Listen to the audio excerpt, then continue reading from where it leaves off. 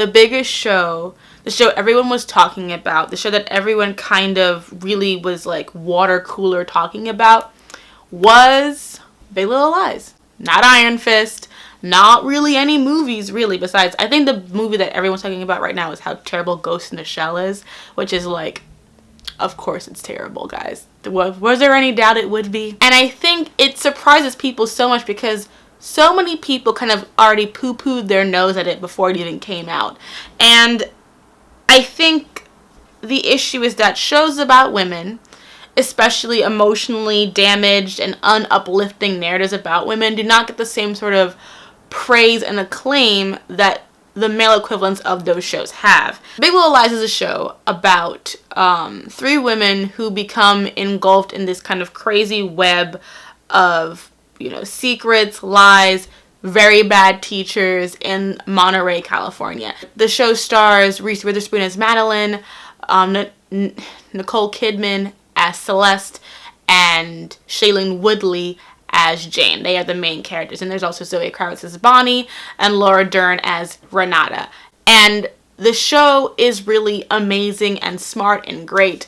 But the problem that I have is that why are we all so surprised that it's great? When I was looking back to making this video, I checked the what people were kind of saying about it. And everyone was kind of saying like, oh, it's trash. Well made trash, but trash nonetheless. That was kind of like the overarching I got from like other people. Like in the AV Club like series review of it, it was given a C+. Yeah, a C+ ranking. And yet, if you go look at the show's ranking now, the person who was doing like the weekly reviews, it got A's and A- and B+ the entire time. In fact, when the final grade came out, it was an A- for the entire series. So something definitely shifted, and people started to slowly recognize that this was a show that was talking about and dealing with things in a really compelling way that no one was really giving it credit for. And it wasn't until these female reviewers were kind of coming up and saying like, this show is talking about motherhood, talking about domestic abuse, talking about rape, talking about what it means to parent in this world, and how if you're a working mother versus a mother who stays at home, how there are political kind of differences with that, and how complicated and frustrating it can be. What other show is really doing that in that kind of way with this kind of budget on HBO? None. And it's doing it with some of the best actors that are working. I mean, like, Reese Witherspoon is an amazing actress. So is Nicole Kidman. I'm not a big fan of Shailene Woodley overall, but she killed it in this performance. Zoe Kravitz did a very good job. Lena Dunham did an amazing job. And these are all women, with the exception of Kravitz and Shailene Woodley, who are older, who get relegated to just being the mom all the time. And now this is a show, it was a show about moms dealing with their complex issues. I mean, it's so rare to have a show have 2 women who are mothers talk about how, like, look, you know, I'm not fulfilled just by being a mother. I like to be able to do stuff and be a badass and still be a mom, because one does not fulfill me by itself, and there's nothing wrong with that. To have a show, you know, discuss rape in a way that is not, you know, exploitative of the victim, but really gets into the psyche and the mindset of it, and like what it means to raise a child of rape at a young age when they're asking about their parent and you don't know what to tell them. Amazing visuals, great acting, great storytelling. And I was truly moved by it as a show. As I said on Tumblr, my biggest thing I hope that Big Little Lies does is it teaches us not to sleep on these shows. I mean, and the thing about it too, I understand it. I do. Because, you know, television that's geared towards women kind of always has to be excellent in order for it to be treated as valuable. I mean, Outlander is acclaimed because it is perfect in every way that you can't complain about it besides the obvious issues with the show. I mean, like, the rape and the race issues, and of course the issues of sexuality. Like, those are things that you can't ignore. But in terms of like the casting, the costumes, everything, it's perfect. So you can't say it's a bad show because of those things. You cannot like it because of the other issues, but because it's so excellent in so many other ways, it's okay to like Outlander. Crazy Ex-Girlfriend. There were people who were like, this is ridiculous, this is a stupid show. But when it came out and people were watching, it's like, oh, it's smart, it's funny, it's deconstructional. Like, because it's so good, it's okay that it's got a name like Crazy Ex-Girlfriend. It's okay for everyone to watch it because it's good. But if it were anything less than that, it would be treated like garbage, because that's how it is. And it's sad because, like, there is garbage that's aimed towards dudes that comes out all the time, and they have a place. Why can't there be female garbage? That doesn't mean we should ignore the problems with it. Like, I feel like, especially with Big Little Lies, the two biggest issues I had with the show is that it was way too white and that it was way too straight. But that's not what people were talking about. And you can criticize romance in any of these shows for being too white or being too straight.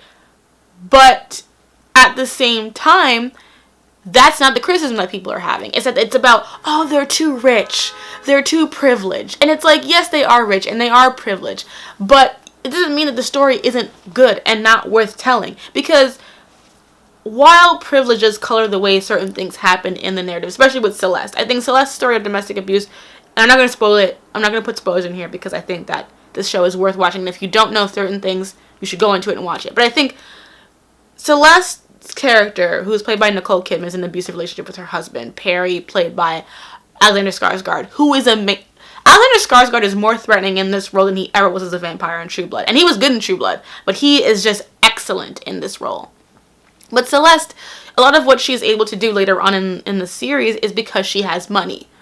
And with Madeline and Renata, a lot of their conflict has to do with wealth and about money and how much money plays a role in your mothering, and how you give up certain things to do mothering right, or to be the best kind of woman that you can be, and how that affects your relationship with other women. All of this is good. All of this is great. And I can't sing this show praises enough. And I think that it's really doing amazing things. And the book is also very enjoyable. I think that it's a much lighter book than the show is in certain ways. I think the book is a little bit less complex and well-rounded than the show. But what I always admire about Liane Moriarty's book is that she knows how to spin a really engaging mystery in this character drama. That's what her book, their character dramas with mystery. And I've read Big Little Lies and The Husband's Secret, and I love them both. And I read The Husband's Secret, like, I was speeding through it. It was amazing. And, you know, I get it. I get the sort of,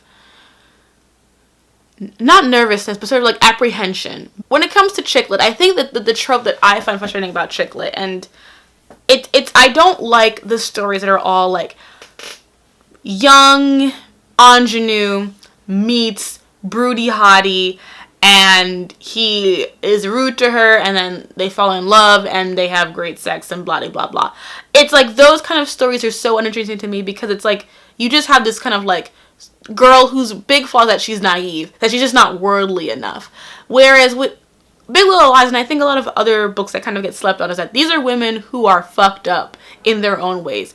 I think they do a really good job, especially with that, with Madeline, of course, but I think Celeste, Nicole Kidman Celeste is just like one of the best characters that's come out on TV today. Like, of this year, when they talk about characters, they're going to be talking about Celeste, because she was just excellent. She really deserves to get an award for it. She was just amazing. But it also showed how domestic abuse is, it's a warping of your own emotions in a lot of ways, because you love this person and you want to be with them in a lot of ways, but you're also hurting with them. And I think that it manages to tell these stories in a great way. And Jane's character of having a son that you love and is so beautiful, but being worried about where he comes from and how it affects you. I just feel like the show it was amazing. And the ending was one of the most satisfying series finales I've ever seen. Don't make a second season. It will be bullshit if you do. It was beautiful. It was wonderful. It was just a great story about women and their lives, and how fucked up it can be, with a great drama, with good male supporting characters too.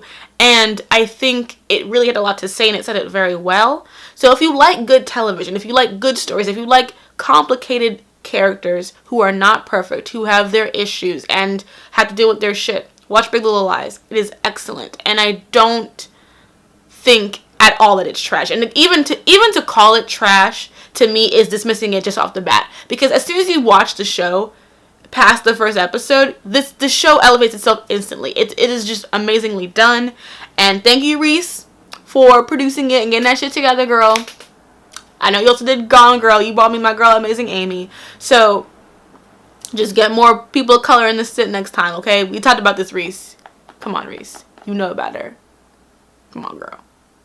But yeah, I watch Big Little Lies. It is an amazing show, and I think this is just a lesson to all of us. We can't dismiss shows that are like this. We cannot just assume that because it's a story about women and it's set in this rich area that we can just dismiss it as being trash off the bat, because there are stories to be told, and if we're not giving them a chance, we'll never know if they're good or not. So, more Big Little Lies. That's the kind of stories that we need to see, and I would love to hear what you guys think about it. Just mark your spoilers for everybody else in the room, but like, if you want, I have so many feelings, and I just want to like talk about all of them, but you can't talk about some of them because of the finale. So go watch Big Little Lies so we can talk about the finale down in the comments. Yeah. Anyway, I hope you enjoyed this video. Please a thumbs up and like if you enjoyed it, and of course share with anyone else you think would enjoy listening to my stupid voice. Thank you so much for watching, and the next video that's coming up on Thursday is going to be a little bit different because it is me talking about my birthday, because I turned 25 on the 6th of April, and I really just wanted to talk about just general things about being 25. It's kind of going to be a weird mixture of blackness and feminism and just talking about shit, so I hope you tune in and enjoy it, and I will see you guys then.